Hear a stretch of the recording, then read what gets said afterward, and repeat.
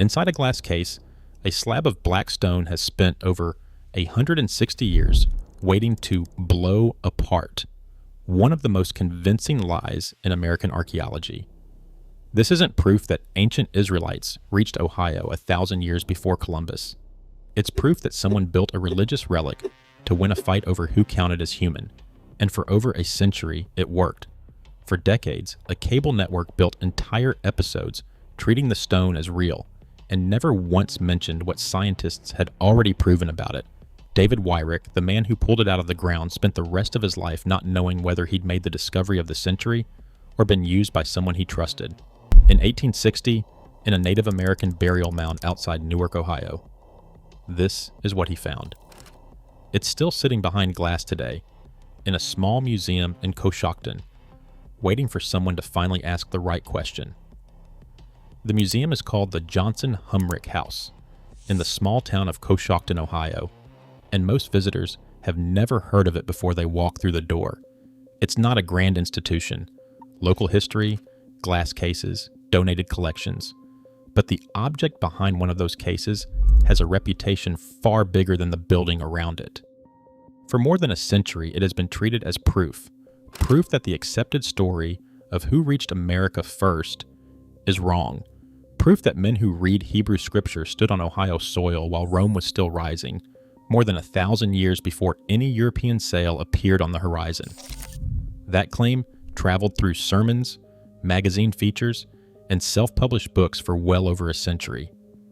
It still circulates today, in forum posts and documentary reruns, treated by some as the discovery mainstream archaeology doesn't want you to hear about. The stone earned that reputation the hard way. It did not surface in a private vault or arrive through a dealer with a questionable paper trail. It came directly out of the ground, inside an earthworks complex now recognized by UNESCO as one of the great achievements of the ancient world. The Newark earthworks, built by a cultural archaeologist called the Hopewell, roughly 2,000 years ago, across 4 square miles of Ohio farmland, with a geometric precision that still unsettles surveyors. Whatever came out of those mounds came out of a real ancient world, built by real hands for a real ceremonial purpose. That much was never disputed. What was disputed, almost from the very first week, was what came out of the ground along with it.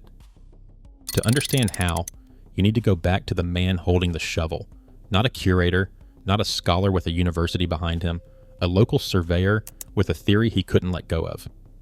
In June of 1960, a Licking County surveyor named David Wyrick was digging near the Octagon Earthworks, one of the mound complexes just outside Newark. Wyrick was not a professional archaeologist. He was self-taught, arthritic, semi-retired from surveying, and consumed by an idea most educated men of his era already dismissed as fringe: that the mound builders of Ohio were not the ancestors of the native peoples who lived there, but descendants of the lost tribes of Israel, scattered across the ancient world and somehow carried to America. It wasn't a new obsession. He had spent years combing earthworks and burial sites, looking for anything that would support it, and coming up empty every time. Friends described him as brilliant in his own self-taught way, and stubborn about the one theory that mattered most to him. On June 29th, he finally found what he believed was his proof. Buried in a shallow pit near the earthworks, Wyrick pulled out a small, wedge-shaped stone, polished smooth, inscribed on 4 sides with Hebrew phrases. Translators would later read them as Holy of Holies, King of the Earth, the Law of God, the Word of God. Above the text sat a small carved figure. It became known as the Keystone, and word of it spread through Newark within days. A find like this, in an American cornfield, would rewrite everything.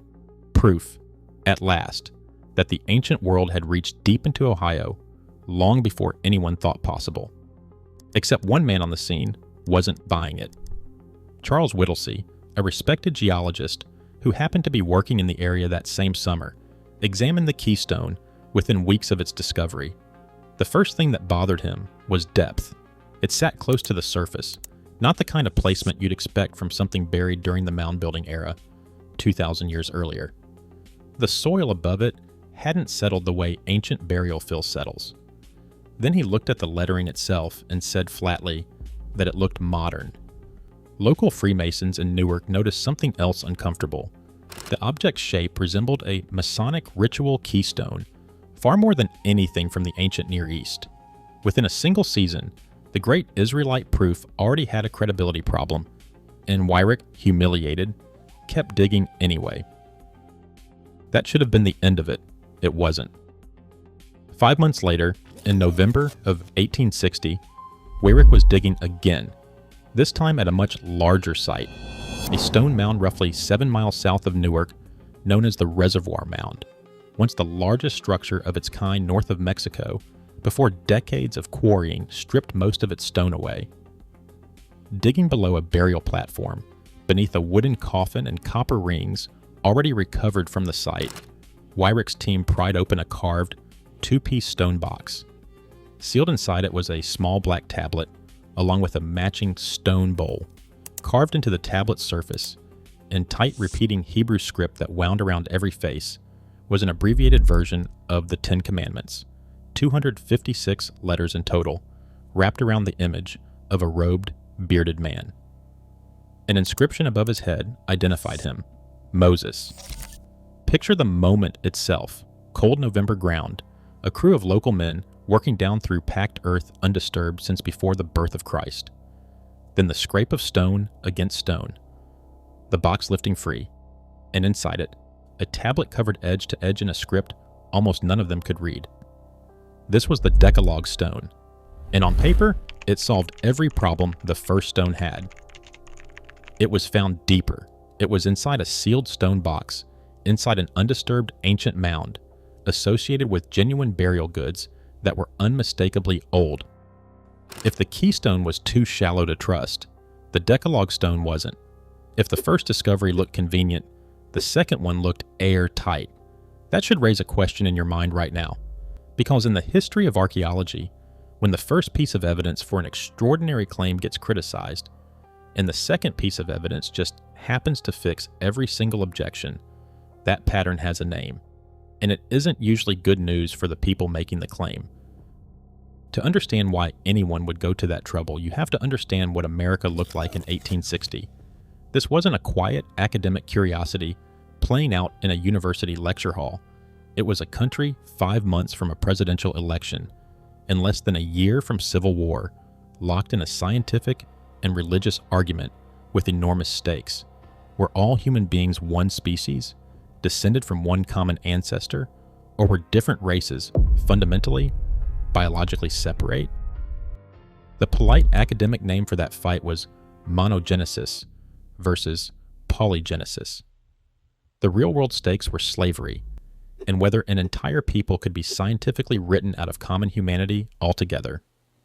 Polygenesis had prominent, credentialed defenders, physicians and naturalists like Josiah Nott, who argued in respected scientific journals that Native Americans and enslaved Africans were separate creations entirely, unrelated to white Europeans, and that ancient American civilization had nothing to do with the biblical world at all. Monogenesis was the abolitionist position, and the explicitly biblical one: one human family, one Adam, one shared ancestry regardless of skin color or continent.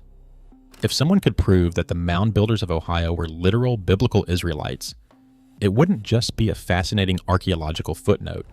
It would be physical, tangible evidence for the side of the argument that said all people were equally human, dropped into the debate at the exact moment the country needed it most, or feared it most, depending on which side you stood on. Suddenly, a forged stone in an Ohio field doesn't look like an eccentric prank. It looks like something engineered for a purpose.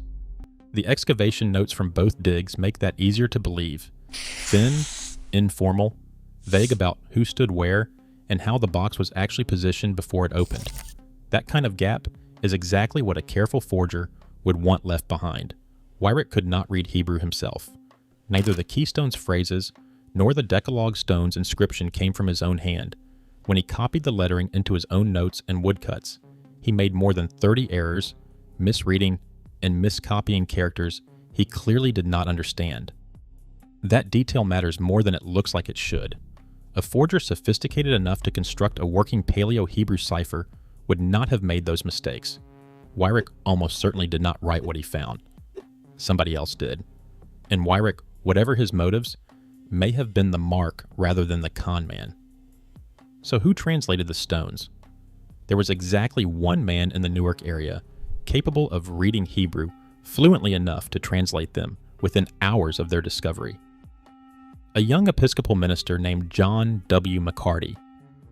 Born in Ireland, he'd come to the United States as a teenager, studied divinity at Kenyon College's seminary, graduated in 1857, and taken a post at a parish near Newark, young, ambitious, and openly abolitionist in his sympathies. He read the Keystone quickly after it surfaced. He read the Decalogue stone within hours of its excavation, working through 256 carved letters in an Ohio parlor with everyone in the room waiting on his answer. He was present or close by for both of the major discoveries. And in his very first attempt at the Decalogue stone's central figure, McCarty misread the inscription above the robed man's head. He initially thought it said Messiah, not Moses, and corrected himself days later. That correction has been argued both ways ever since, and it's worth holding on to as one of this story's genuine open questions. Some researchers point to it as evidence McCarty didn't compose the text at all. Why would a forger misread his own creation in front of witnesses? Others note that it proves nothing except that translating hand-carved Paleo-Hebrew under pressure in a small Ohio parlor in 1860 with everyone waiting on an answer was harder than expected, mistake or not. What isn't disputed is this: the only person in Newark with the skill to produce a convincing Hebrew forgery just happened to be standing at the center of both discoveries. The suspicion didn't stop with the two serious stones. Over the following 7 years, more inscribed objects surfaced from mounds around Newark and Coshocton, and these ones gave the game away almost immediately. In 1865, a local dentist named John Nickel, who had assisted on earlier digs, produced two more carved stones from nearby mounds, one showing a carved human head, another a strange mix of human and animal faces. When researchers later examined the Hebrew characters worked into the designs, they spelled out a name, not an ancient one, J. H. Nickel, his own initials, hidden in plain sight, inside letters meant to look like scripture. Confronted, Nickel admitted he had faked the stones, specifically, he said, to prove how easily people could be fooled, and out of resentment that Weyrich's finds had received more credit than his own warnings deserved. A third object, supposedly pulled from inside a human skull, sent to a Philadelphia physician, surfaced in 1867 and later vanished entirely, known today only from a single surviving illustration. It is a strange, almost darkly funny detail in an otherwise serious story. One forger accidentally exposing an earlier, more careful one by being far worse at hiding his tracks. But it also tells you something important. Newark in the early 1860s had, apparently, more than one person willing to fake ancient Hebrew relics and bury them in real archaeological sites. The Holy Stones weren't an isolated incident. They were a pattern, and the sloppy fakes made the careful ones look worse by association and better hidden by comparison. None of that proved the two serious stones were fakes, though. Suspicion is not evidence. Circumstance is not proof. What Newark's amateur sleuths needed was something the naked eye couldn't argue with, something written into the letters themselves that no one in 1860 had the tools to see. That took more than a century to arrive. For generations, the debate over the Keystone and the Decalogue stone stayed exactly where 1860 left it, a quiet stalemate between people who trusted the discoverer and people who trusted the geologist. The stones went into storage, literally. For years, the Johnson Humrick House Museum kept them in a desk drawer, out of embarrassment, unsure what to even say about them to visitors who asked. Then, in the final decades of the 20th century, archaeologists went back to the actual letters carved into the stone and did something no one in 1860 had the linguistic tools to do properly. They studied the Paleo-Hebrew alphabet used on the decalogue stone letter by letter, character by character, and compared it against how ancient Hebrew script actually evolved over centuries of real use. What they found was not a vague resemblance problem. It was a mechanical one, the kind of error that leaves fingerprints. This is the part worth slowing down for, because it's the actual moment the case against the stone stopped being an opinion and became a demonstration. The object under examination was the decalogue stone itself, photographed and rephotographed under raking light to bring out every carved groove. The people doing the examining were not outsiders with an agenda. Lepper worked for Ohio's own state historical organization, and Gill had trained specifically in Hebrew. What they were checking wasn't whether the stone looked old. Plenty of things look old. They were checking whether the internal logic of the alphabet held together the way a genuine, organically evolved script should. It didn't. Ohio researchers Bradley Lepper and Jeff Gill, working through the inscription systematically, identified specific transposition errors in the lettering, mistakes that make sense only if whoever carved the stone was copying letters one at a time out of a standard printed Hebrew Bible, translating each modern character into an invented ancient-style substitute alphabet as they went, like running a message through a private code. In one section of the Ten Commandments text, the verb to covet appears on the stone with a letter substitution, a kapha carved where a daleth should be. Picture it like a translator working fast, eyes flicking between a printed page and a hand-drawn cipher key, one substitution at a time. In real handwritten ancient Hebrew, those two letters, kaf and daleth, don't resemble each other closely enough to explain a mistake like that. But in the printed square Hebrew of a 19th century Bible, they do. The shapes are close enough on a printed page to trip up a tired hand. The error only happens if someone is looking at a printed page, not writing from memory, and not copying any genuine ancient tradition at all. That is the kind of detail that sounds small until you understand what it actually means.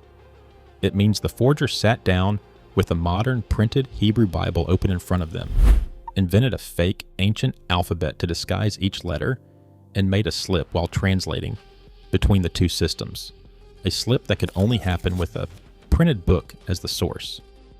Not 2,000 years ago, 1860. Lepper and Gill didn't keep that finding to themselves. They sent their analysis to one of the most respected Hebrew scholars in the country, Frank Moore-Cross of Harvard, a towering figure in the study of ancient Semitic scripts, the kind of expert whose word could end an argument. In a 1991 letter, Cross confirmed the transposition analysis was, in his own words, correct, and identified additional examples of the same error pattern the Ohio researchers had missed. Then he went further, calling the decalogue stone exactly what he saw plainly on the page, a grotesque forgery that could not be taken seriously. There was a second piece of evidence just as damning, sitting in plain sight in a library the whole time. Researchers traced the pose, the robe, and the bearded profile carved into the decalogue stone back to an illustration in an 1853 book, Austin Henry Layard's popular account of his excavations at Nineveh, a bestseller of its era that sat on library shelves at both Kenyon College and nearby Denison University, easily within reach of a young minister with a theological education. The figure in Layard's book and the figure on the 2,000-year-old Ohio stone share the same posture, the same drape, the same bearded profile turned the same direction. Someone had a copy of that book open on a table. Someone used it as a model, then carved what they saw into stone and buried it in the dark. At this point, you'd expect the story to simply end. Hoax exposed, case closed, move on. But the evidence had one more twist waiting, and it made the whole picture stranger, not simpler. Because the mound the decalogue stone came out of was real, genuinely, provably ancient. Decades later, researchers located a fragment of the original wooden burial platform from beneath where Wyrick had dug, preserved quietly for over a century in the collections of Yale's Peabody Museum of Natural History. Radiocarbon dating placed the wood at roughly 85 to 135 AD Hopewell era, exactly where it should be if the burial itself was genuine. The mound was never a stage set. It is one of the real things in this story, and that made the deception underneath it more deliberate, not less. And that's exactly why the story doesn't end where you'd expect. Which means the forgers, whoever composed that Hebrew text and carved that stone, didn't invent a fake ancient site from scratch. They found a genuinely ancient burial mound, dug down through real Hopewell-era ground, and deliberately planted their fabricated evidence inside it. That is not the behavior of a careless prankster. That takes patience, planning, and access. It takes someone who understood exactly how convincing found inside an undisturbed ancient mound would sound to everyone who heard it. The test didn't just disprove one theory.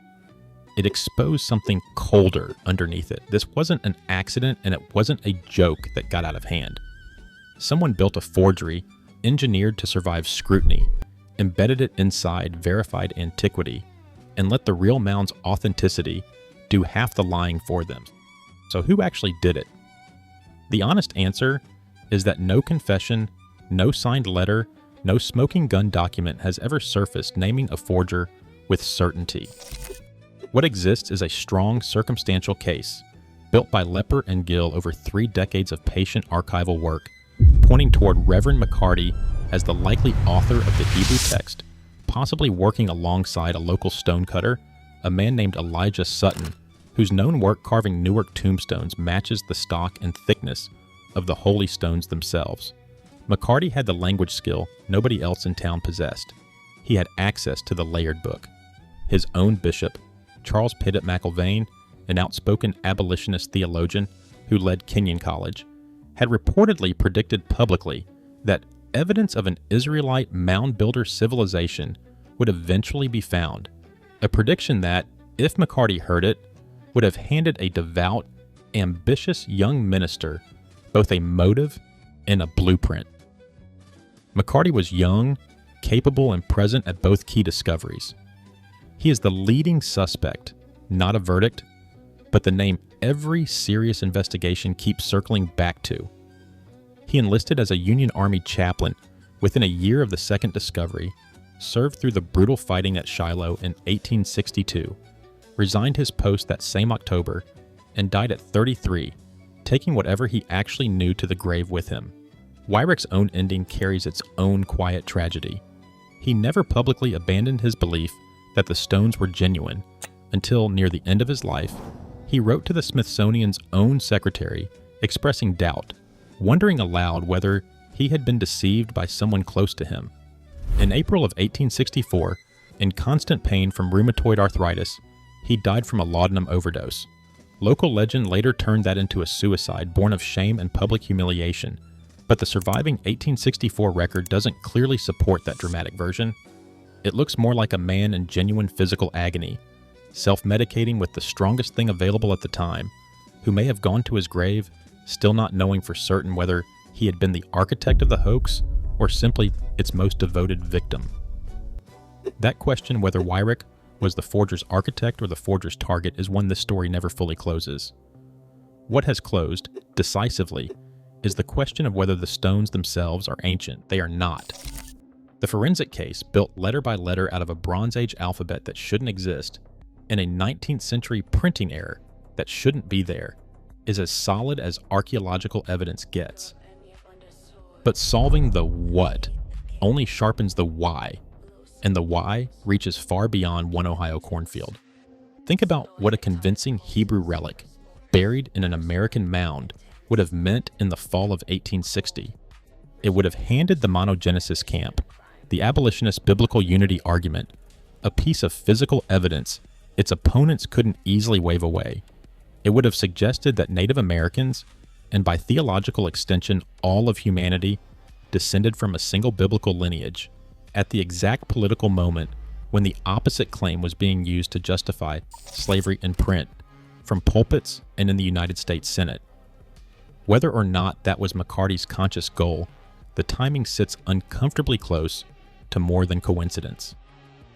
The Civil War began 5 months after the decalogue stone surfaced. Within a few years, Darwin's evolutionary framework would make the entire monogenesis versus polygenesis fight scientifically obsolete anyway, which may be exactly why nobody ever bothered finishing the job or manufacturing a third, even more convincing stone. There's a deeper injury buried in all of this, one that has nothing to do with Hebrew letters at all. The entire premise the forgers were exploiting, that the Newark earthworks were too sophisticated to have been built by Native Americans, that they needed a lost outside civilization to explain them, was itself a 19th century myth, and a damaging one. Historians now call it the mound builder myth, the widespread belief, echoed even in early government-sponsored surveys, like the Smithsonian's own first publication in 1848, that a vanished superior race, not the ancestors of the living native peoples still on that land, had constructed America's earthworks. That myth wasn't harmless folklore passed around campfires. It was used again and again in Congress and newspapers and courtrooms to justify taking native land on the theory that the people living there couldn't possibly be connected to the achievements buried beneath their feet. It took until 1894, a formal Smithsonian survey led by archaeologist Cyrus Thomas, for mainstream science to finally officially credit Native American builders with their own monuments. The Holy Stones, whether McCarty meant it this way or not, were in effect a second attempt at that same erasure, dressed up in scripture instead of racial theory, aimed at the same target, separating a living people from the evidence of their own genius. Every object like this comes with a quieter, second question hanging over it. Who benefits if the old story stays untouched? For decades in Coshocton, the answer was almost everyone. A small museum drawing crowds a routine local history collection never would. A community that got to be the place ancient Israelites supposedly reached, believers getting physical confirmation of what they already held true. Calling the stones a forgery costs all of that at once, which brings the story back to Coshocton, into that glass case. For most of the 20th century, the Johnson Humrick House Museum handled the Holy Stones the way a lot of institutions handle uncomfortable objects, with careful, deliberate neutrality. The exhibit displayed translations. It offered basic background, and then it stepped back, inviting visitors to decide the truth for themselves. On paper, that sounds fair. In practice, museum staff eventually admitted that neutral framing was quietly doing its own kind of harm, letting a debunked forgery keep circulating as a live scientific mystery, decades after archaeologists had settled the question. That changed around 2020. During a renovation, museum director Jennifer Bush and her team rebuilt the entire exhibit from the ground up, removing the case's solid back panel so visitors could finally examine all four sides of each stone, adding interpretive panels, close-up photography of the telltale letter errors, and historical context laying out exactly how the forgery was constructed and why it mattered. In a peer-reviewed account of the redesign, museum staff and Bradley Lepper explained their reasoning bluntly. The museum could no longer claim to be neutral about the Holy Stones, because staying silent had its own social and political consequences, whether the museum intended them or not. Neutrality, they concluded, was never actually neutral. It was a choice, and for decades, without meaning to, they had been making the wrong one. Part of what forced that reckoning was a cable television program, an episode of a series called America Unearthed, in which a forensic geologist examined the decalogue stone on camera and leaned toward authenticity, that kept resurfacing the stones as an open mystery, presenting fringe theories with the same visual weight as settled forensic analysis, complete with dramatic lighting and unanswered question music cues. That episode still airs in reruns today, and even now some researchers connected to alternative heartland theories about the Book of Mormon, along with a scattering of diffusionist historians outside the mainstream, continue to cite the Newark stones as physical evidence of an ancient Hebrew presence in America. Mainstream archaeology doesn't share that reading. The epigraphic case against the stones isn't treated as an open scientific debate inside the field at all, but the belief hasn't disappeared. it rarely does. A story built to answer a deep cultural need doesn't stop being told just because the evidence underneath it collapses. It just moves to a smaller stage. So the stone still sits behind that glass in Coshocton. Except the label next to it doesn't hedge anymore. It doesn't say, "Some believe." It says what the letters, the errors, the borrowed illustration, and 30 years of careful archival work actually proved.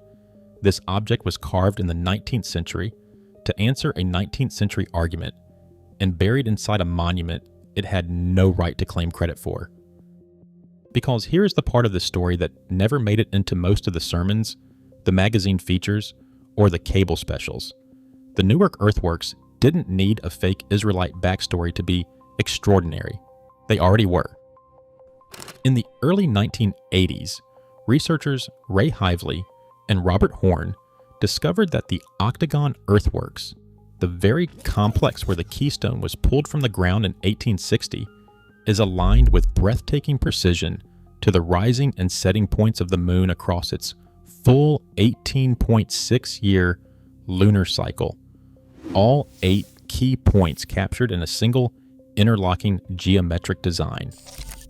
Later statistical analysis, running the geometry against millions of randomly generated comparison shapes, found the odds of that precision happening by pure chance were vanishingly small, by some estimates, on the order of 1 in 40 million. The Hopewell people who built it weren't primitive. They were sophisticated astronomers, surveyors, and monument builders operating on a scale and precision that took modern researchers, with satellite mapping and statistical software centuries later, real effort to fully appreciate. In September of 2023, UNESCO formally inscribed the Hopewell ceremonial earthworks, Newark included, on the World Heritage List, placing them alongside the pyramids of Giza and Stonehenge as sites of universal human significance. No forged stone required, no borrowed illustration from a Nineveh travel book, no smuggled Bible verses recut into a fake alphabet. Just the achievement that was always sitting there in the Ohio dirt, waiting for people to stop searching for someone else's civilization buried inside it. That's the real reversal underneath the story. A relic engineered to prove that a greater people, once passed through as Ohio, turned out to be a fake laid on top of something that never needed the lie. The mound builders the forgers tried to erase were the marvel all along. The scripture was invented. The astronomy wasn't. Somewhere in Coshocton tonight, that black stone is still sitting under glass, still carved with letters that were never meant to be ancient, still catching the light the same way it did for the visitors who once believed every word of it. The label beside it doesn't hedge anymore. It doesn't invite you to decide for yourself.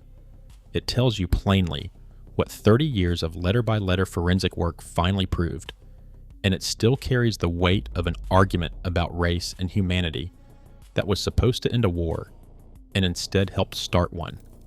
A few miles away, in the dark, the real earthworks stand exactly where the Hopewell left them 2,000 years ago. No glass, no label hedging anything, just alignments precise enough to track the moon across 19 years of sky, built by people history spent a century trying not to credit. Silent. Enormous. Finally, for the first time in over 160 years, getting the credit the forged stone was carved to steel.